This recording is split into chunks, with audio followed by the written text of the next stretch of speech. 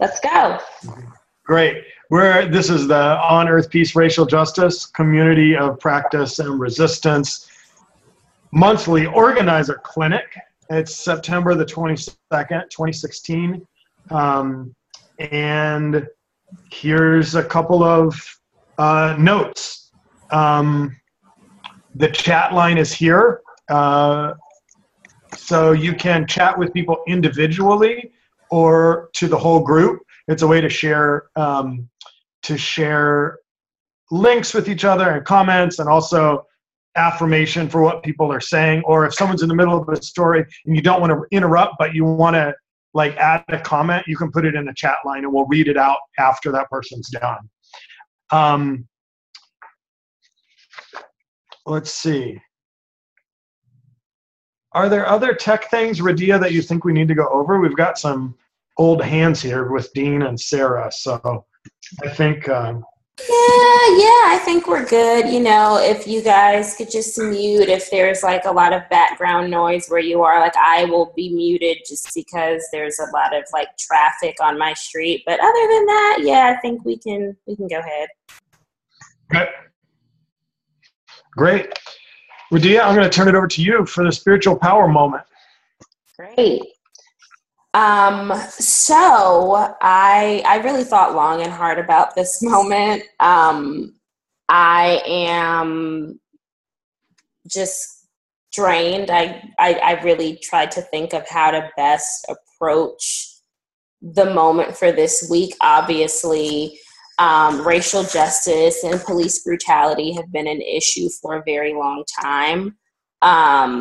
But to have the events that we've had this week, and then have to come and provide you guys with some sense of spiritual power, which it just kind of seemed like beyond me and outside of my hands to make that happen. So I tried to imagine how other people were feeling. I know that I am emotionally drained. I am physically tired of seeing this repeated cycle of brutality that has seemingly become our norm. I'm fed up. I want answers. I want action. And I'm sure that that everyone here feels the same way, and that there are people who are doing this work, who are seeing these things, who feel this way. So when I start to feel disengaged or I get pessimistic about the outcomes, I realize that I have to step back and check myself.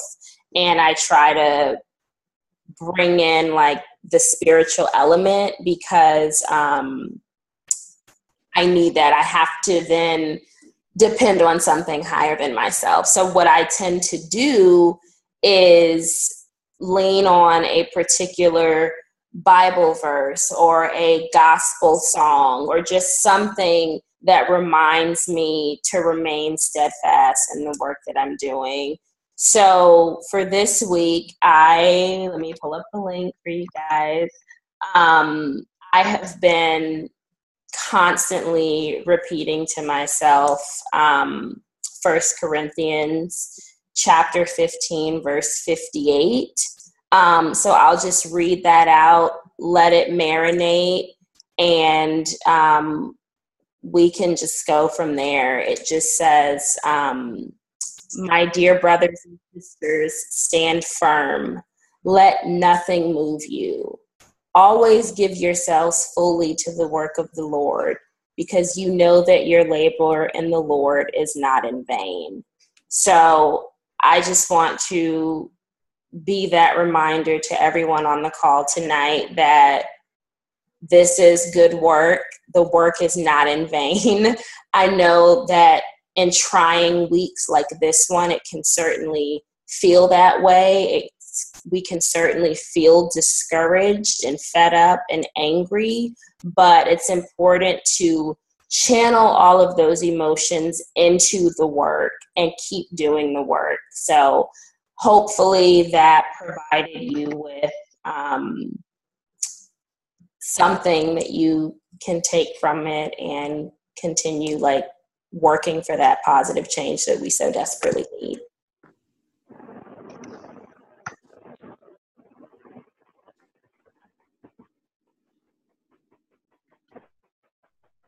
Thank you, Radia.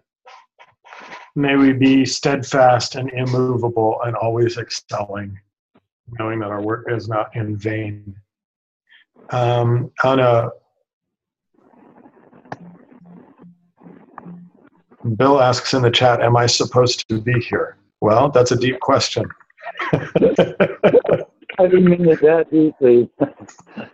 You're registered. You are registered for this event. I just wasn't quite clear if this is the same monthly meeting that I've always attended, or if it's a different meeting for our organizers. And so I'm happy to leave without feeling offended, or happy to participate. No, this is the organizer clinic. Yeah. This is the same one that I've been coming to. Yeah. Yep. Okay. Good. Great. So,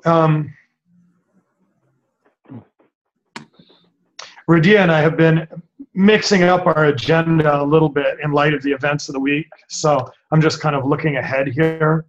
And I'll say, I want to welcome everybody to be here tonight.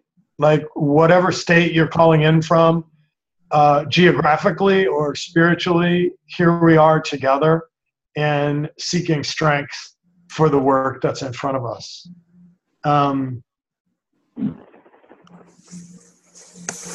want to welcome in people who identify as people of color, people who are white, people who have been in the work for a long time, and people who are just figuring out what it means to take leadership. And we are trying to create a space where all of us can move forward, organizing and stimulating and catalyzing our own networks in ways that become ever more powerful. So it's good to be here together. I'm going to pass it to Radia to share a little bit about the purpose of this community. Thanks, Matt. So this is a very unique community. It provides, I think, a very wonderful opportunity for people of different congregations, backgrounds, traditions, and constituencies to come together for the common interest in our work around racial justice. So what I love about that is that there's so much diversity and there's different perspectives. And so we all can talk about what we're doing or what we would like to do. We can share those different perspectives in a way that really helps to figure out how we can further the work.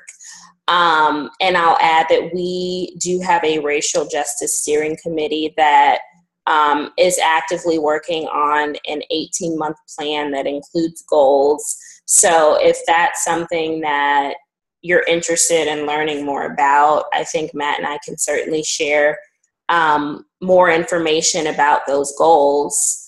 And Matt, can I go ahead and just jump into the organizer clinic purpose as well? Okay, great.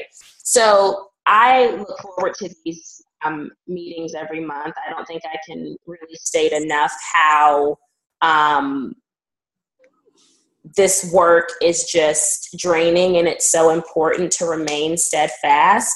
So I always look forward to the opportunity to get this accountability and feedback and support of the goals and the work that we're doing. And that's exactly what this clinic provides. It's a very, I think, open, honest, and loving space to share about your work, to ask questions, or maybe figure out how you can be more involved in racial justice. So I'm so glad that all of you have joined us this evening. We do this monthly, so there will be information and a follow-up email about an October clinic. But in the meantime, I definitely want to encourage you all to stay connected with us via social media. We have a very active presence on Facebook, and I will drop the link in the chat. So if you're not already connected, I think everyone on this call is. I definitely encourage you to join us there. Continue setting goals. I think that what this provides is accountability. We can set our goals, we can talk about them, we can check in to make sure that we're on the right track to achieving those goals. And if we're not, we can regroup and figure out ways to make that happen, and follow-up meetings, whether those are one-on-ones, whether it's email correspondence, or whether it's the following month in the clinic. So I think it's a really great opportunity to engage and increase the visibility around racial justice. And I'm just, again, glad that you all are here tonight so we can talk about things and work on doing that.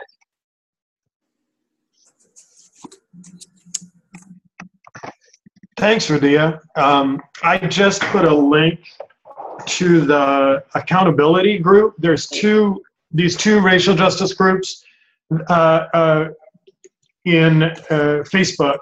One is a broad group with hundreds of people who are members, and the other one is this more narrow one that's around accountability specifically as organizers. And it's mostly self-accountability, but in a public setting.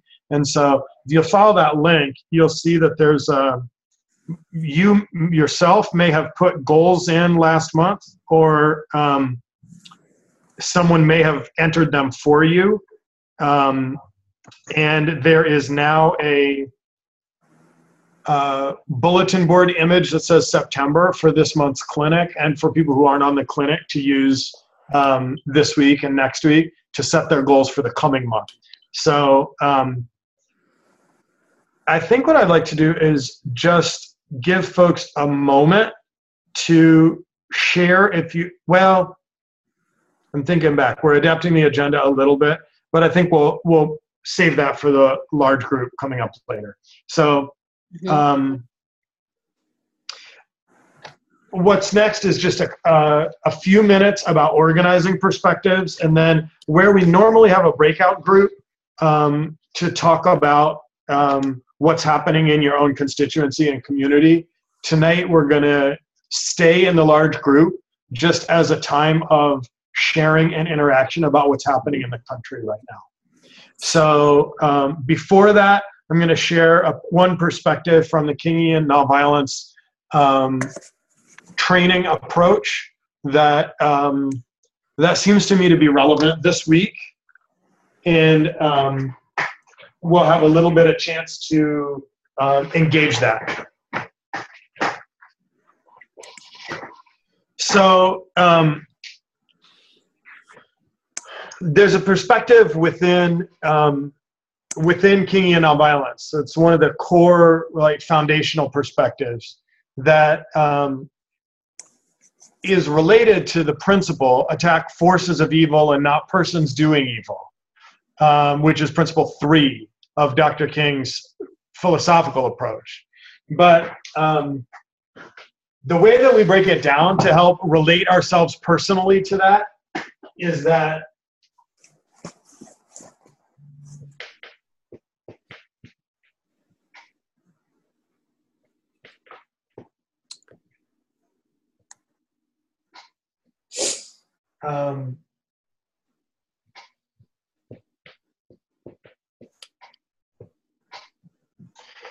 each of us has within us aggression or anger, and that each of us has within us compassion, and that as we look at situations around us,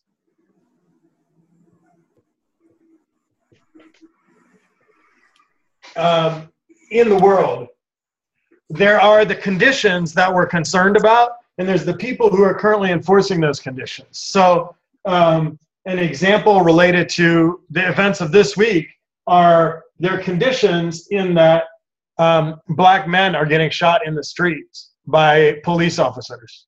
And there's the individual people who are the police officers who are responsible, but there's a larger condition in which they exist. So it's the distinction that there's Officer Shelby in Tulsa, but then there's conditions in which she operates.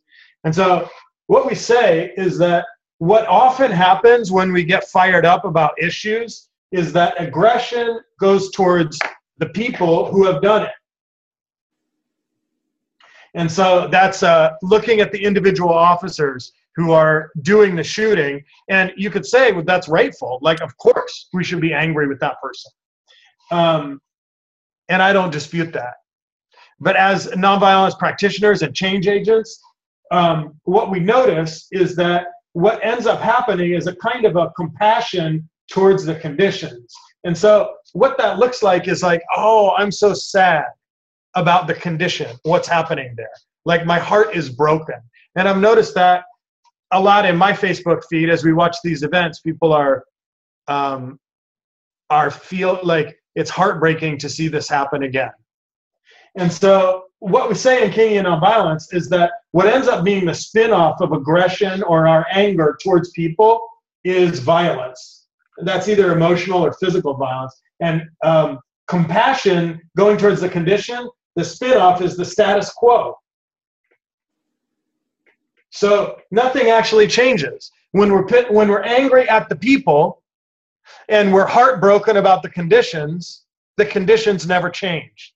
And so what we say in the Kingian nonviolence approach is that it's our job as nonviolence practitioners to figure out how to channel our aggression, not repress it. We're not peace people who say, oh, you shouldn't be angry. You shouldn't feel aggressive about this. We're not repressing it. We're saying we're going to channel it so that we and our people come to attack the conditions, which is where the problem actually resides. And in the meantime, we're also going to channel our compassion or the ability to extend the benefit of the doubt or love someone's humanity even when they've done evil. We're going to channel that towards the people who are doing it. So we say X marks the spot. That the anger goes towards the conditions, the compassion goes towards the people. And in a human way, of course, we're mad at Officer Shelby or the other officers who have been directly involved in shooting people. But as we accept the disciplines of the nonviolent approach, we say that we're trying to move the anger towards the conditions and we're trying to move the compassion towards the people. Sometimes we can't do that by ourselves, which is why we build a beloved community of struggle, which is why we build this community of organizing and practice and resistance, because that's not work that we can always do by ourselves. We develop action programs and we help each other find our way towards the appropriate level of compassion. So I'm going to pause there and see if you have some connection that you make to what I've shared about, like, as you think about the week. And we're going to go from that into just some sharing about the feelings that you're bringing into the call from the week. So this is called aggression and conciliation, or anger and compassion. What's your response? Especially this week. Could you say some more about the condition? I mean, like, take the example this week. What, flesh that out for me more. Well, the conditions in the situations that we're talking about are that this week, DeRay McKesson and Jonetta Elzy released a study about police policies governing use of force. And I will post that, like, either in the chat if I can find it fast enough or later. And they were looking at cities all across the country. And what they found is that there were many cities who had completely inadequate policies related to governing the use of force or the use of lethal force. And so and they break it down into policy recommendations that if every police department implemented these 30 policy recommendations, like the best practices policy, like police departments that implement policy changes have seen, according to their study, a 72% reduction in use of lethal force. So the focus, like moving our focus as activists and organizers and people who are rising up with our righteous indignation, moving it towards, yeah, I'm totally angry about what's happening, and I'm never going to rest until the policies are implemented in my city, as opposed to going out in a protest that's about that officer and focused incredibly on the personality of that person or the particular event that we're mad about. The protest becomes a little bit cathartic, so you go out and you rage in the streets, and sometimes that means the focus on the conditions gets lost.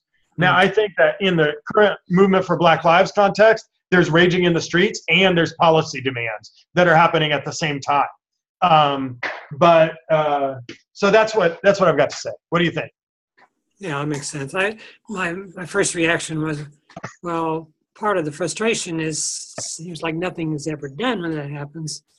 And I forget, in one of the cases recently, they said they're going to bring manslaughter charges. And I said, okay, if they do that, then maybe there'll be some change. Maybe there'll be some evidence that something's being done about it. So I was drinking the other people, but if the policy's there, then that happens automatically. So that makes sense. Yeah. Right. And Sarah put in oh, go ahead. Are you going to read that? I was. Sarah added to the comments a few additional conditions I can think of for this: white supremacy, toxic masculinity in police culture, militarism in police culture, implicit bias, zero training on methods like Kingian nonviolence to resolve conflicts. Sarah, do you want to talk a little bit more about any of these? Sure. So I think conditions is huge, obviously. It's a huge category. And I think that it really just is everything that goes into what that individual person is experiencing that caused them to do something violent or negative or horrible in this instance, like kill someone. And I think my partner Brian and I were having a very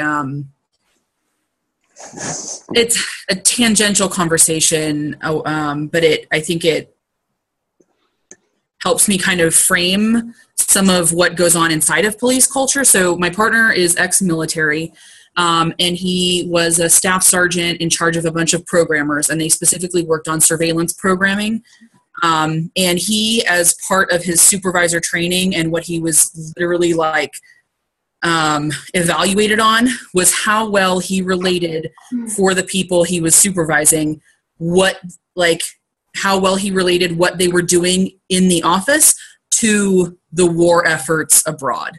So he was required as a supervisor to not only say, you did a good job on this program, but to say, your work on this program helped us drop X bomb on X place, or your work on this program helped us neutralize X target.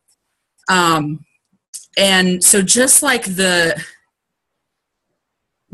level of really subversive psychological messaging that not only goes into the military and the police force, but that that the various levels of people in those institutions are required to then pass down. It's very intentional, and it's very, it's just really fucked up. And I think that I can't even imagine working in that kind of environment. I can't, and again, I think, it's, every time this happens, it's just, it's disgusting, it's horrifying, but at the same time, I just think if I'm directing my anger at that person, I'm letting the system that created that person off the hook. And that's just unacceptable to me. Thanks, Sarah.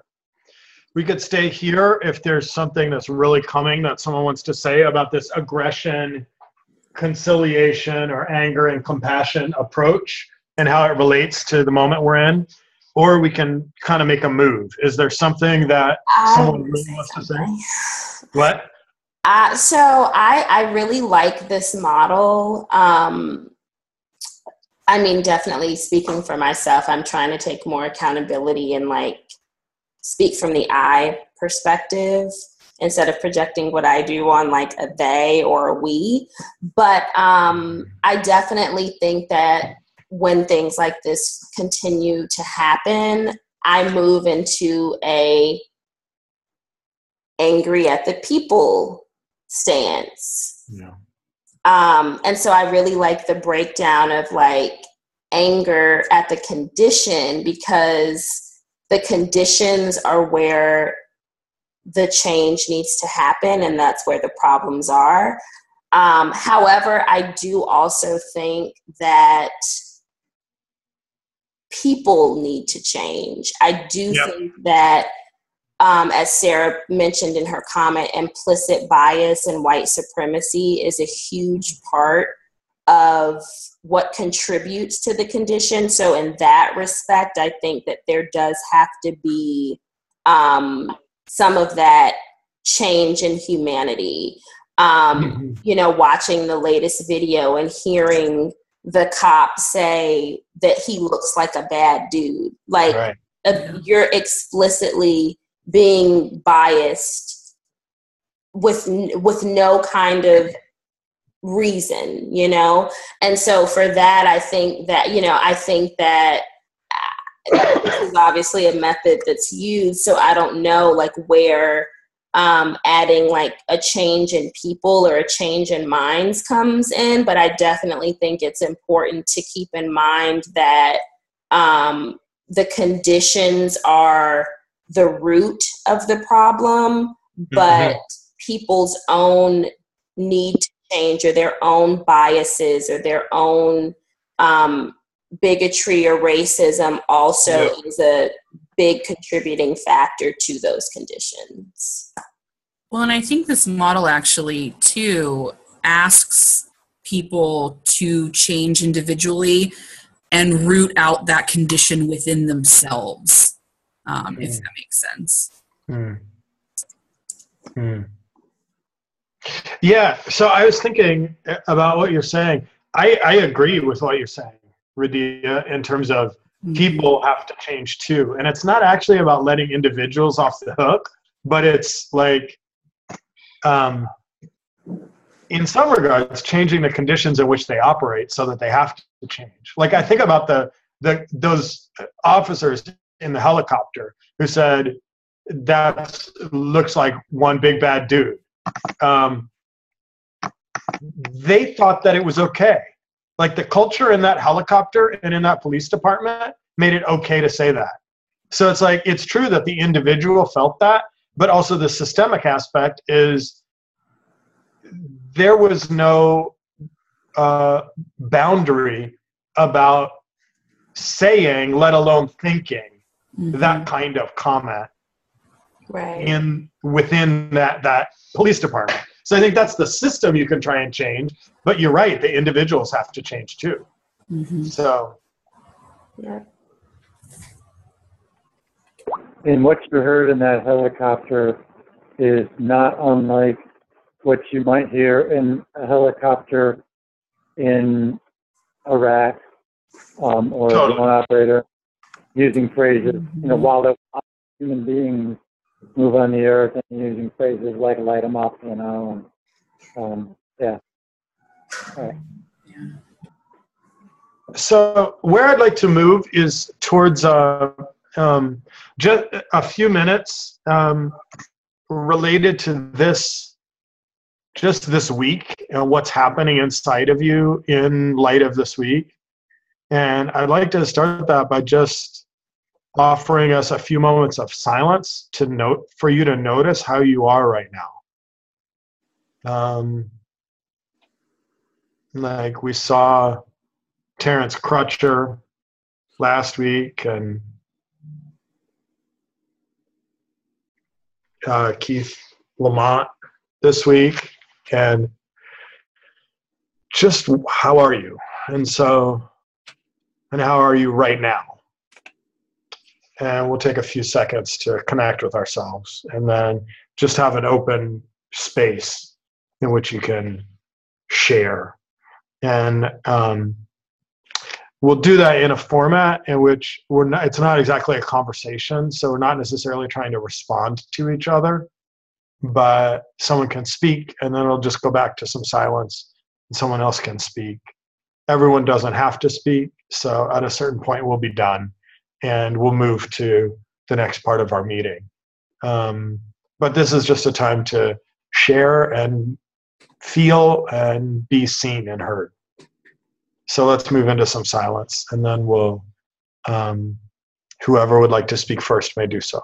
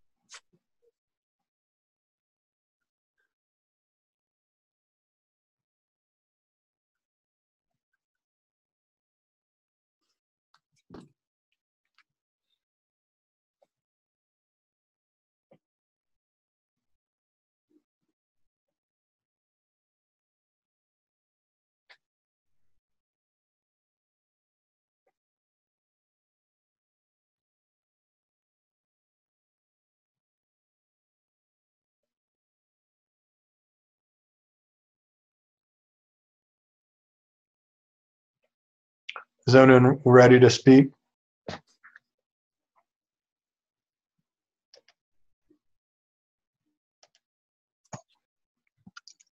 Well, I guess I'll speak. I'm just, I guess for lack of a better term, I'm quite fed up at this point. I feel like there's just nothing happening. Like this has honestly become like a broken record. I mean, it just honestly baffles me that that there's so much debate around Colin Kaepernick's protest of the national anthem, but there's no conversation about why that protest is necessary in the first place. And there's no conversation about the fact that a 13-year-old child was just gunned down by police, and for whatever reason that has become our norm. There's no conversations or no outrage about the fact that people are being slaughtered on camera. Like, this is damaging emotionally and psychologically, but in some twisted way, it has become our norm. And there are still people who are justifying this behavior.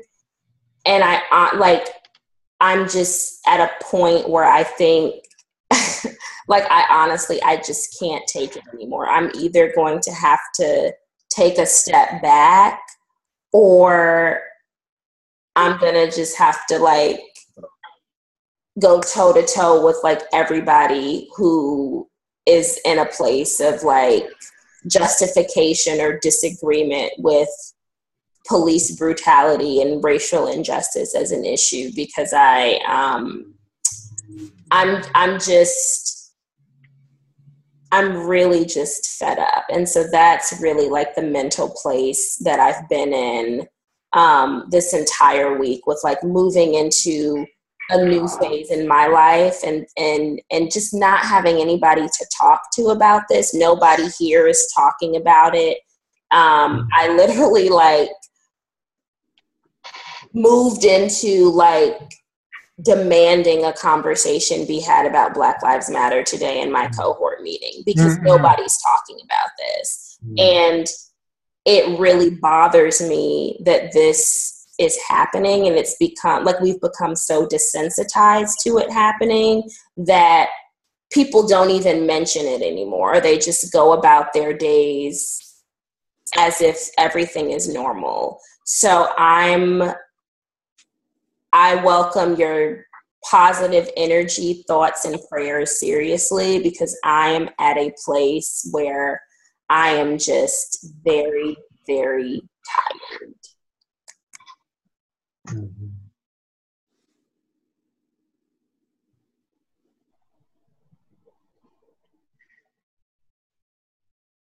I think the word baffled fits me too, and it's there's some feeling of helplessness and frustration. I'm always looking for a positive side to anything I can find, and it's hard to find it. I wonder sometimes though if maybe this has not been an unusual week, but one just that has been seen more because of the video. And I'm wondering if maybe there's, maybe there is, because there's more awareness, we're hearing more about it, and maybe then that will lead to something being done about it. I don't know. It may be just getting worse too.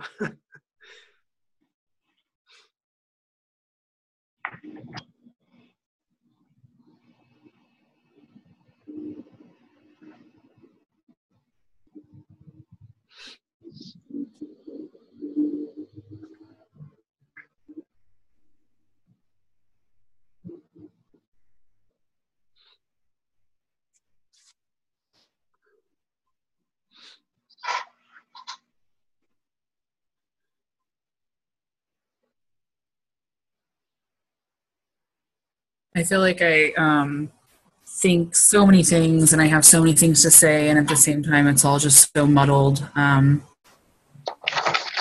super angry, especially at a lot of the conservative white people that I know.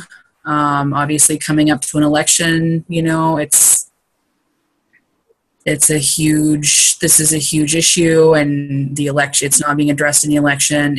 The only thing I hear coming from a lot of friends and family in that regard is just the same questioning bullshit that Radio is talking about, where people still have questions, they still don't understand. And it's like, if this is, once a month or once a week for the past how many years and you still don't get it, like, I don't know, read any of the millions of news articles that have come out, any of the think pieces, like I just, yeah. And to what Dean was saying about how it's not a normal week, that's so. My partner he's an acting major, and he is involved in a devising piece that looks at actually exactly what we're talking about. Toxic masculinity, militarism, and white supremacy, specifically targeting Black lives. And one of the resources that he found as part of his research is killedbypolice.net. And if you haven't gone on there and you want to just look through some really horrible shit for a while, it lists out everyone that, and it's all different reasons. Some of them were gun violence. There are some, though, where, a police officer during a chase crashed into another car and killed a young child. Just, I don't know. Anyway.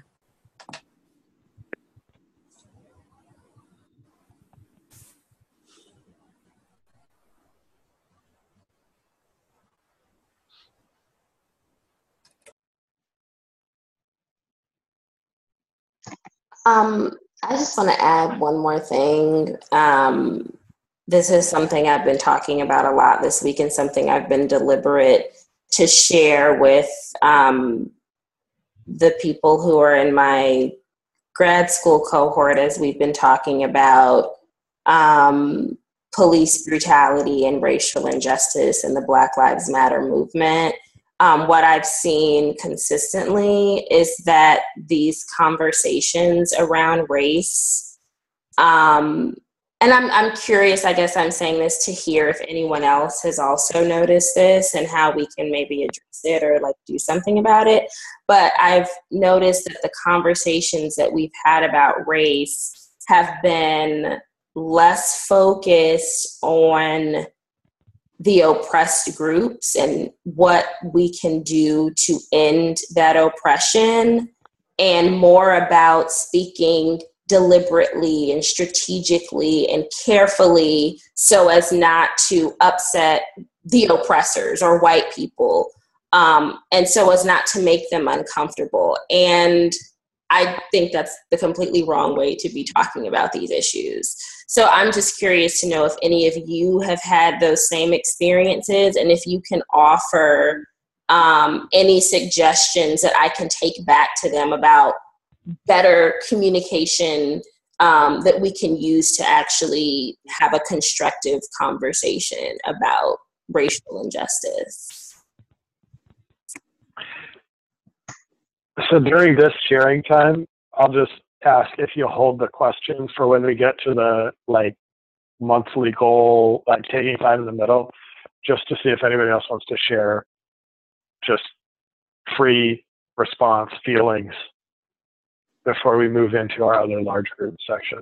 So just hold that question.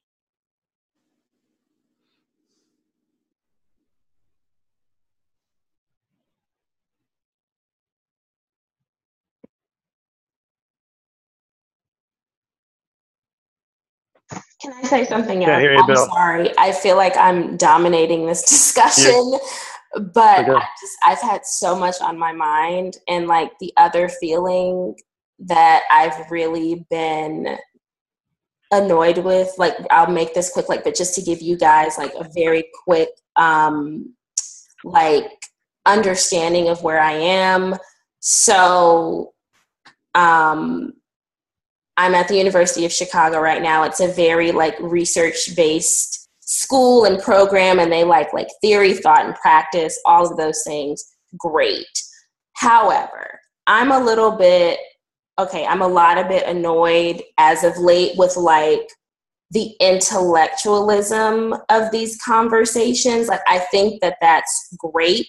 We should be speaking intellectually about this, but I also think that that takes away from the human side of the conversation, and we forget, like, these are actual people. These are people with families. These are people who are being impacted. These are communities who are being impacted. And when we become so far removed from that, that we're just speaking on this really high level of intellectualism, that we forget that we're actually talking about human beings who've been slaughtered, I think that we tend to lose focus of the conversation. So that's kind of also been weighing heavily on my mind. It's been like really annoying. So that's like the other thing that I came in with. I want people to just speak more to the humanity side. Like, we don't need to be so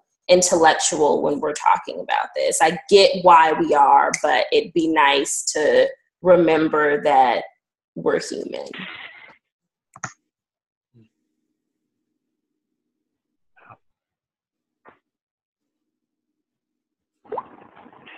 I really appreciate, Radia, the depth and breadth of fatigue, frustration, that you're sharing about all these things. And,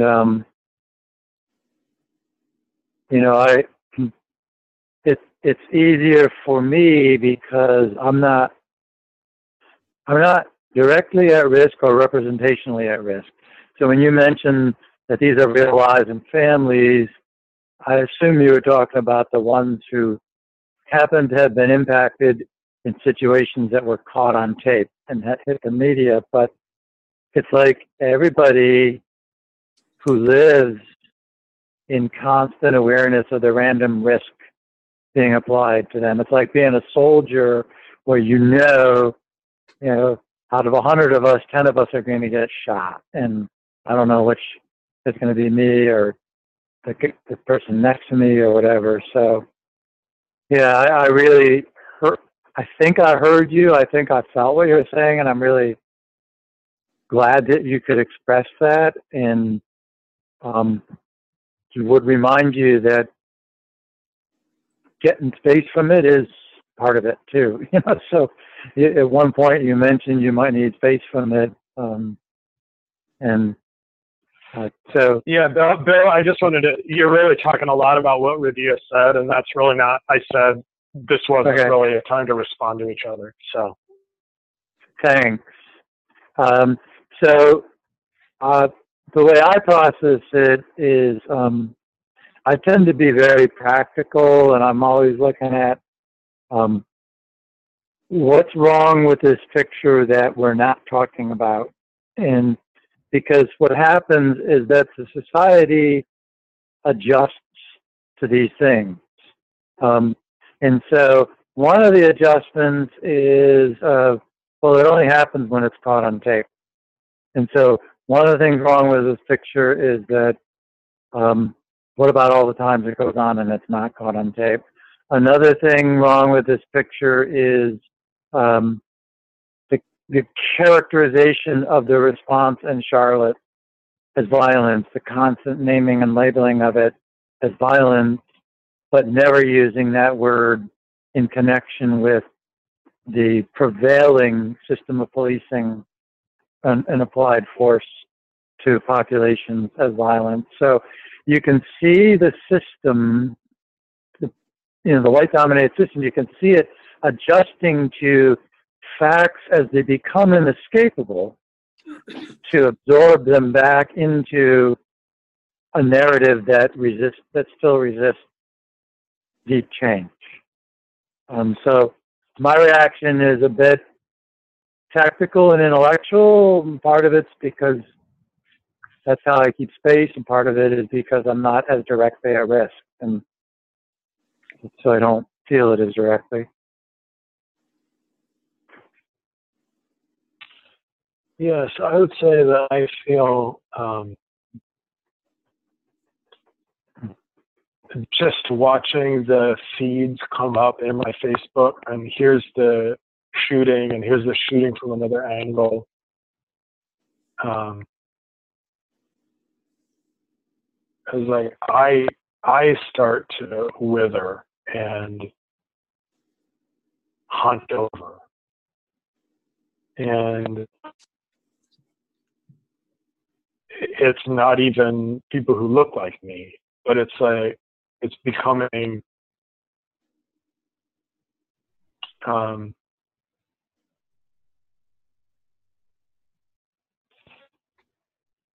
it's feeling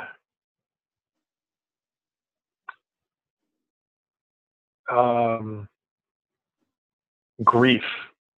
I feel grief. I feel grief that the system is so strong that these killings will keep happening even though the resistance is strong for a while. I feel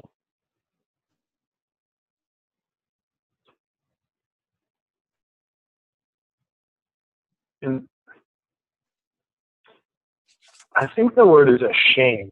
I feel ashamed that white folks of conscience have not said enough. And concerned that my own organizing work that's trying to help agitate and support folks hasn't been on point enough to help more people speak powerfully, to say enough, to say this stops now, because this is not going to happen in our community, period. So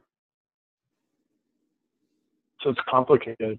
And I also feel this like raging joy that there are resistance movements that are so strong right now, and that I get to be alive when that's happening. that the response is that people go out in the streets and make policy recommendations, the logic of which is inescapable. And so there's like a movement and there are policy demands, and there's a movement at Standing Rock. And so I feel grateful and raging joy in the midst of it also.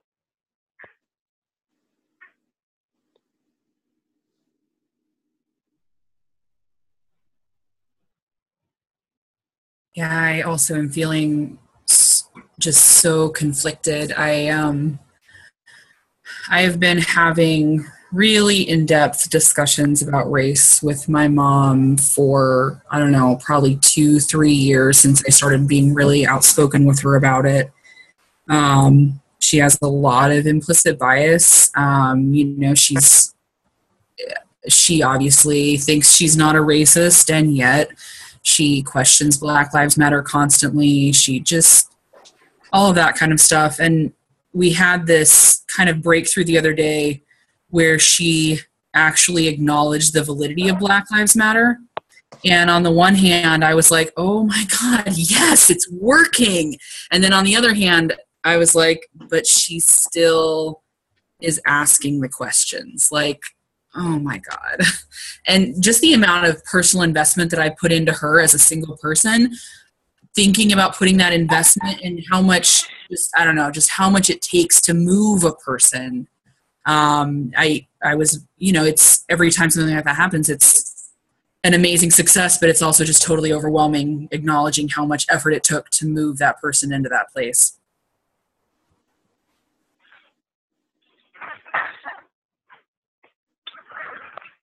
Thank you, Sarah. And I think that's a good segue into our last 30 minutes and to moving towards taking some time for people who want to. We'll have time for maybe 2 or 3 to share a question that you've encountered in your organizing or give us an update about what's happened in the last month. This isn't exactly just report backs, but it's, hey, I'm thinking about this, or I'm struggling with that, or here's a new insight that I had, or so I think we have time for 2 or 3 people to take a few minutes of focus time, and then we'll move into some time to reflect about goals for the coming month before we close. So, Radia, you had already started us off on a question. Do you want to start here? Thanks, Matt. And sorry to feel like I'm dominating this conversation. You're not. You're good. Okay.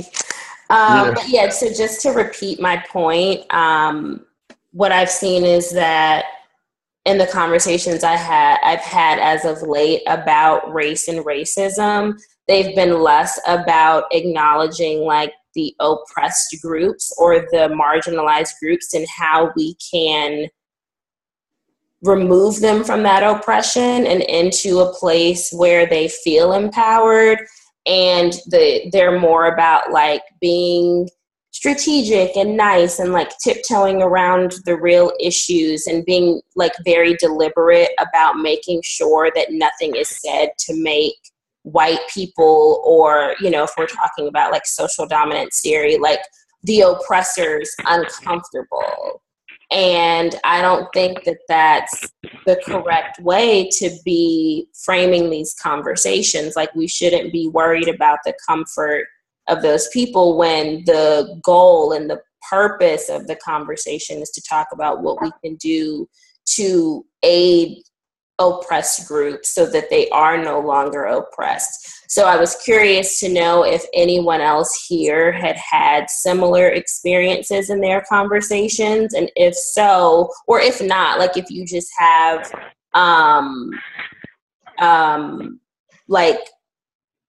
insight on how to deal with people who are having the conversations that way, because I've noticed it a lot in being here and in talking to some folks in my cohort, and I really just need help with how to respond to that. Could you break down don't offend who? I'm not quite they're saying we want to have the conversation in a way that doesn't make Can you give a specific example of something you're talking about? So, okay. So like today we had a conversation about the police brutality that's been happening, particularly like what's going on in Charlotte right now. And like, if we're just being clear here, like my cohort is about 40 people and I am one of 3 Black people in the cohort. There are other people of color who are like Asian or Hispanic, but one of 3 Black people. And I mean, that's pretty representative of the entire program. I think it's like 54% white, 9% Black, 3% like Asian, Pacific Islander. Anyway, so when we were having the conversations, it was like the talk was meant to not make any of the white people in the room feel uncomfortable. Yeah, Sarah, in Chicago, in response to the comment she put in the chat. But yeah, so like not to make any of them feel uncomfortable or like individually responsible, which I understand because obviously none of them are. And I don't think that having the conversation should make any one person feel individually responsible for like what a rogue group of people are doing. But I think to suggest that we shouldn't speak in a way that makes them uncomfortable or like uneasy about what we're saying just takes away from the entire point of the conversation. Does that kind of clarify? Yeah. Okay. Does anyone want to offer some thoughts? I just read an article in Green American. There was an interview with the author of a book titled "I'm Right and You're an Idiot: The Toxic State of Public Disclosure and How to Clean It Up." But he makes the point that we need to be advocates, but that he has a quotation from Thich Nhat Hanh that says, "Speak truth, but not to punish." That kind of hit me because I'm all big about speaking the truth, but sometimes I want to get that knife in there and twist it a little bit. And so he says, one of the points he makes is accusing people of bad intentions creates resistance. And so that was helpful to me. Thank you. Talking about the actual behavior and not imply what their intention was. Yeah. Yeah. Yeah, actually, Radia, you and I, if you want to have we can talk about this because we can talk more in depth later if you want, but just to give a short version of this. So I took a year of native decolonization in the Pacific Rim, which you would think it literally has the word decolonization in the title. So you would think that everybody in that class, would be on the same page. But during our first quarter, there was so much tension between the white students and the native students that one of the white students actually suggested that we split our seminar groups, white students and native students, because they felt attacked and they felt, every time somebody talked about the white settlers coming in and burning an indigenous village, they were like, well, but I didn't do it. And it's like, oh my God. But anyway, so one of the strategies that we worked on was in each seminar group, cultivating really strong white allies and positioning those white allies to confront the white people that we're questioning directly, both inside and outside of class. And it's kind of terrible because on the one hand, really they need to just be listening to the perspectives that matter in that discussion. But in the case where they're not, I don't know, for our class, it really helped to have, because one of the things we noticed is that one seminar had all of the really strong white allies were in one seminar group, and the other seminar group didn't have any. And that seminar group that didn't have any, literally people would leave crying at the end of class. People were walking out. It was just horrible. So we asked the professors to redisperse us, and it took care of the issue a lot during the second and third quarter. So I don't know.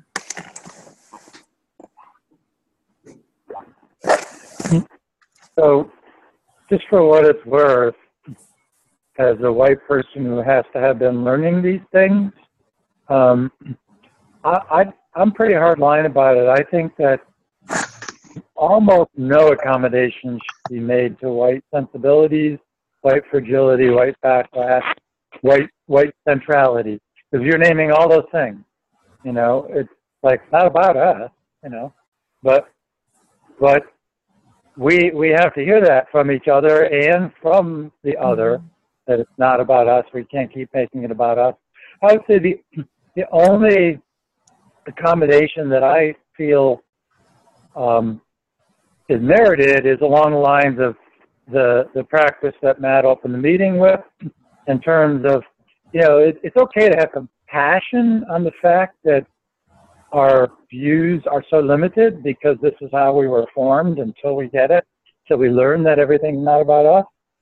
But that's about the only accommodation, and I think the only response to that is to not accept it.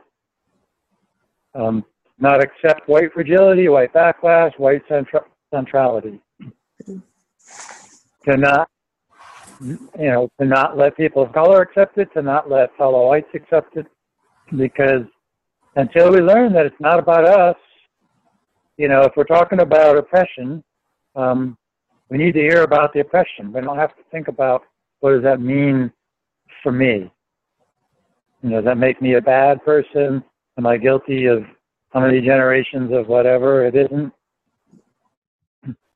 So anyway, that's my response to it, is don't try to cut any slack. I don't think it's helpful. I think it is feeding the beast. Thanks. So maybe we'll bring that one to a close there, unless you want to have a final comment, Radia, before you give someone else a chance to take some time. No, I appreciate the feedback. I'm vigorously taking notes, so thank y'all. That was helpful. Let's see if someone else wants to take 5 minutes to reflect about what's happening in your organizing, or a challenge you're experiencing, or a victory that you experienced that you want us to know about as your community of colleagues and comrades.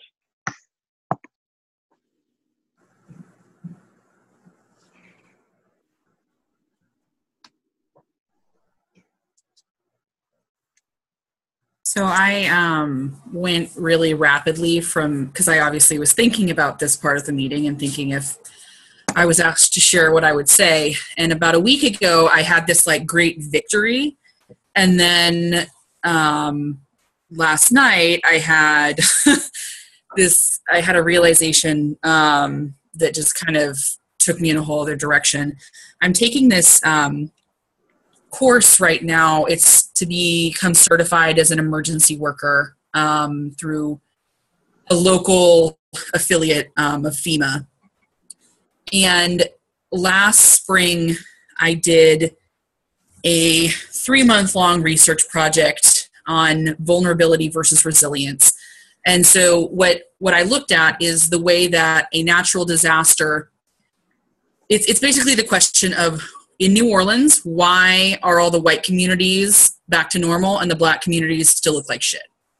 And the reason is because a disaster amplifies existing vulnerabilities in a community, and it amplifies existing disparities in a community, especially racial disparities if you're talking about a settler society like the United States. Anyway, so I did all this research, and I basically, my thesis was essentially that if you are only talking about sustainability and resilience in anything, environment related to environmental justice or the earth or disasters, you're only getting half the picture. The other half the picture is looking at disparities between communities and what the underlying vulnerabilities are that are going to make a community able to be sustainable and resilient or unable to be sustainable and resilient. So now I'm in this class that's supposed to be teaching us all how to respond to disaster.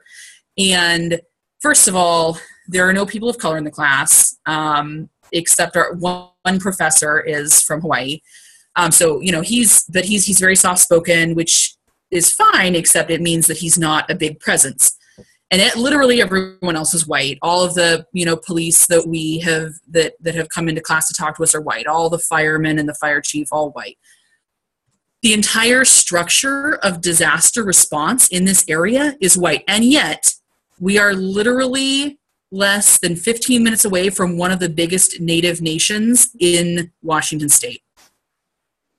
Just no one has said shit about what would happen to the res, you know, like what happens to the Lummi Nation if a huge earthquake comes? I don't know. So, and then when you ask these kind of questions, the idea is essentially that, oh, well, tribal government is separate from the county, so we don't, you know, that's a collaboration that could happen, but nobody's made it happen. And it's just incredibly frustrating because this is, you know, it's something that I could combat at the local level, but then you have to go all the way up to FEMA, and obviously they're impossible to move at that national level. Well, not impossible, but very difficult. And then you have the culture in our society that doesn't understand like the different components that go into resilience and how vulnerability affects that and how race affects that, and doesn't want to admit that race has an impact. So yeah, I'm just incredibly frustrated and I started out just trying to get certified, and now I'm like, oh my God, I can't, I can't deal with this. But I have to, and I just don't really know how or, yeah.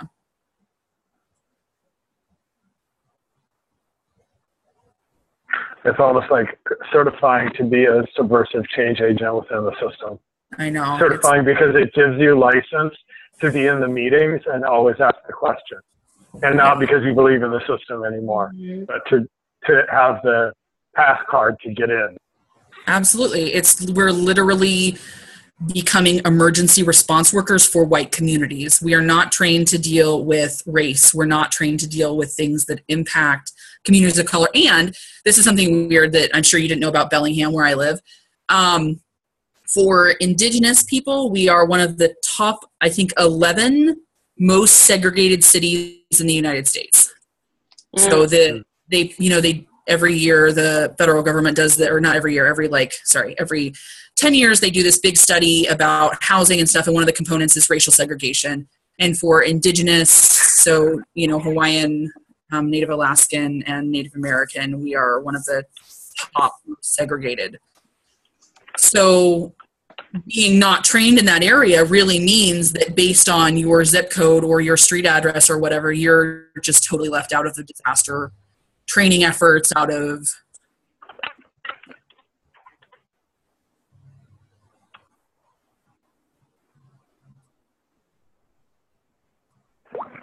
Yeah, and you saw that, pardon the pun, you saw that in black and white in Katrina. Mm-hmm. Yep.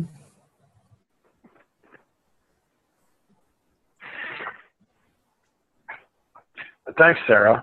Thanks for doing that and having that analysis and modeling how to have that analysis for others of us on the call. Is there any particular support you're looking for this month related to that? I don't know. I just, like I said, I had something unrelated, and then last night I was just so like blown away by what I perceive as a huge racial injustice right in my city, and no one's addressing it. So I don't know. I just, I haven't had enough time to think about what I need, I guess, but hopefully I'll come up with a goal related to that and be able to.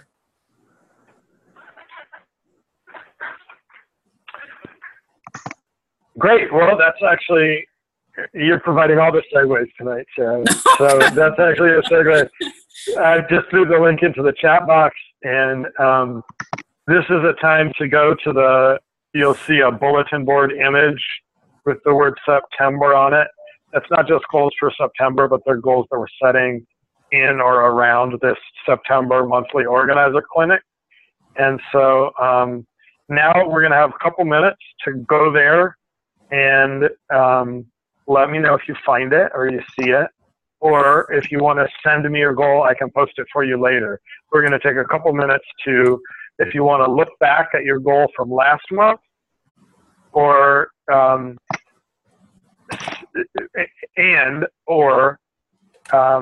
your goal for this month.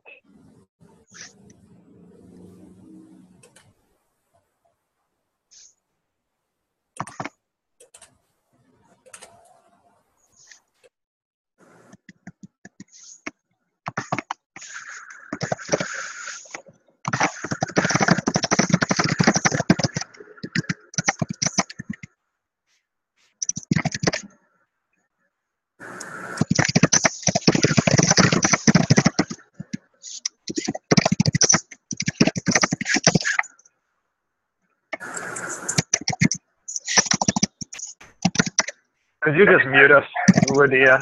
Sure. Thanks.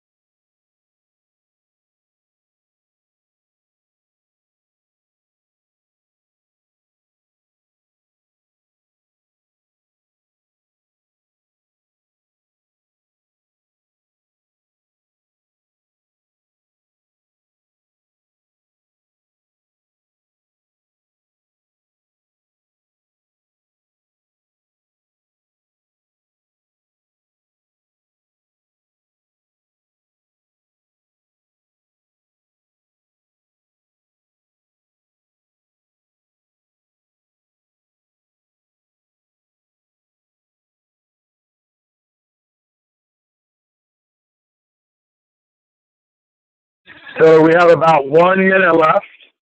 I see there's still some typing happening there.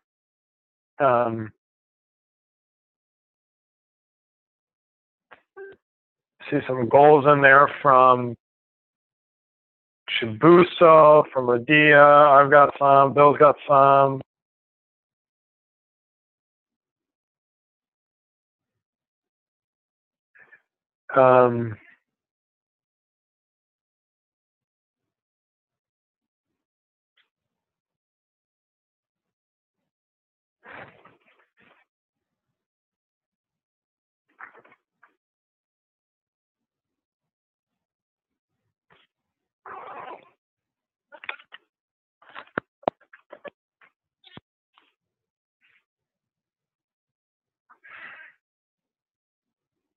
Is everyone ready to come back for our closing? Yes, I'm here. Sorry. Great. And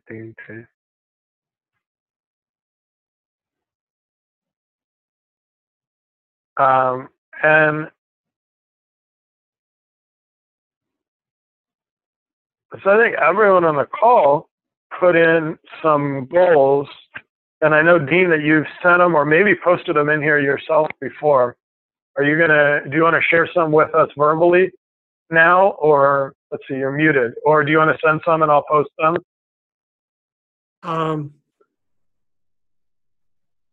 Yeah, I've been thinking about trying to do something more in social networking, but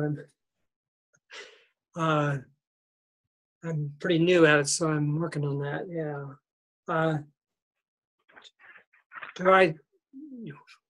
I'm not real clear. Yeah, I don't need to put you on the spot. I just thought you might have something. If you want to send something to me, I can put it in that group for you, or I think you're in Facebook and you're in that group, so you can add it yourself. You'll see where everyone else's is. Okay. So in terms of, we're moving into the closing for the call.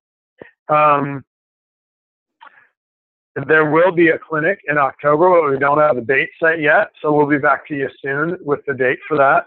And it'll probably be in the last 2 weeks of the month.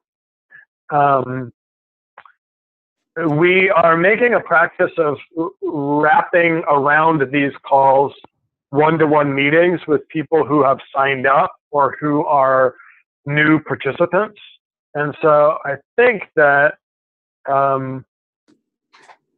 well, this is kind of a unique group because right here there are 4 people who are currently on the staff of Honor Peace. But I actually think that those one-to-ones are happening. And Dean, I think that you and Shibuso have been in touch. Is that right?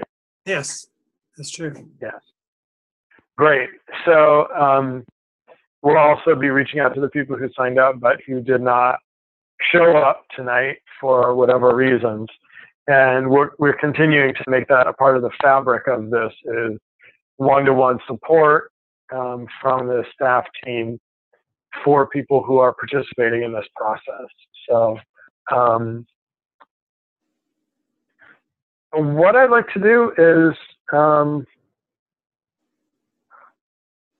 close with a word of blessing or encouragement or hope. What can you share with each other? What can you share with the group? Blessing, encouragement, or hope?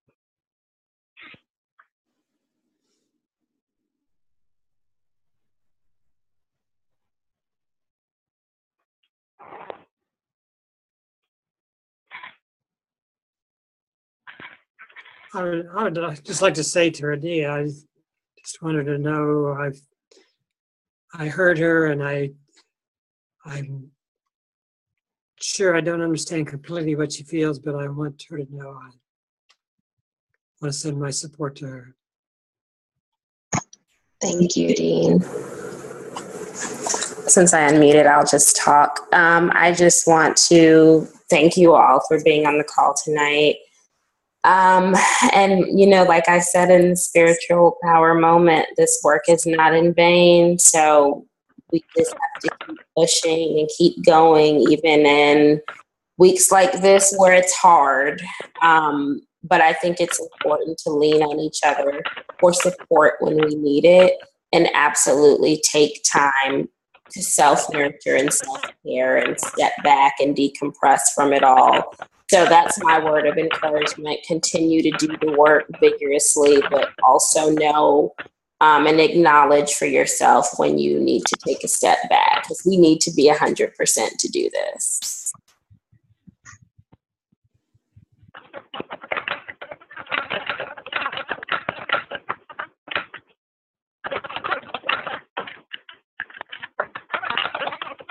I'd like to say that anyone who needs to talk between now and our next meeting, I'm available. I'll make myself available, and I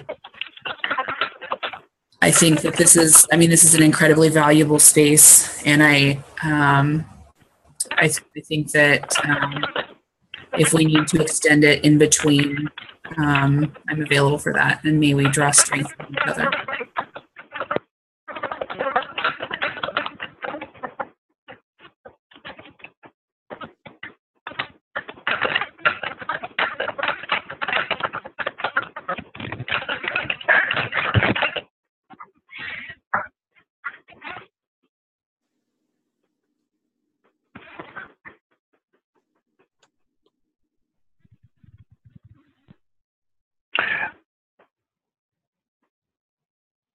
I just want to say that I think that it mattered that the 5 of us were here tonight, and that we were able to share at the level we were able to, and that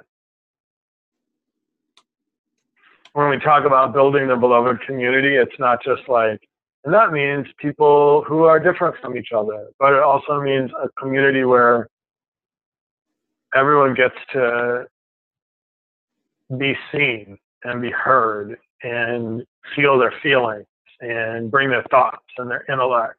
And there's not just one way to be. And I'm grateful for having had this meeting tonight as a space for me to share and for me to be inspired. And I'm grateful that all of you are out there pushing in the places that you're pushing. And I hope that we're stronger in our context because we're connected.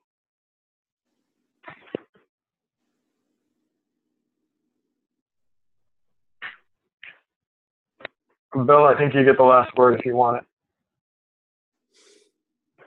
No, I already shared my gratitude for hearing the stories. Thanks.